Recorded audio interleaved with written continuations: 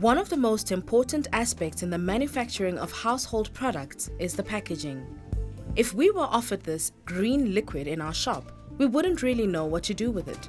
But putting the dishwashing liquid into a familiar, attractive bottle makes us trust the product and want to buy it.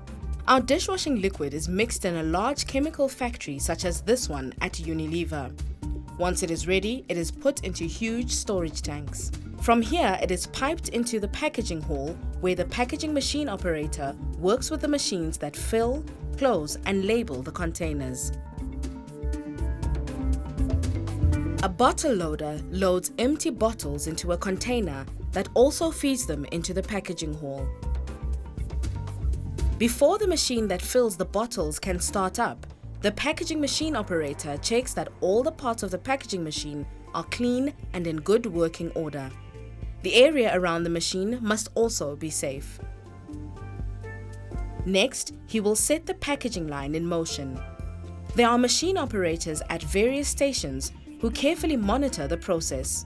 It is important to make sure that the machine orientates the bottles to the upright position to prevent spilling. The machine fills the bottles to the correct levels, then closes and labels them. Some machines can fill up to 280 bottles a minute, and the packaging machine operators have to keep their eyes open for spillages and any malfunctioning of the machines. The operator is trained to solve minor problems. They adjust the valves, controls, and other parts of the packaging equipment. If there is a bigger problem, he or she will call an artisan or a technician. A packaging machine operator needs a minimum grade 12 qualification with mathematics and physical science.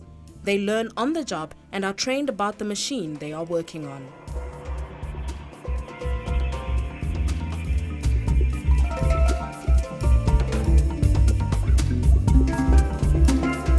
The next step is for the bottles to be put in boxes and for the boxes to be sealed.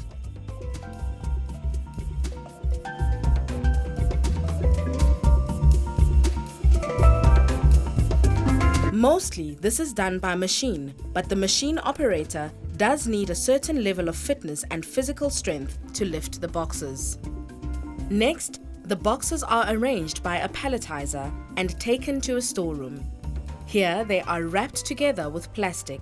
Now they are ready to be taken outside and collected by the transport company, which delivers it to the warehouses.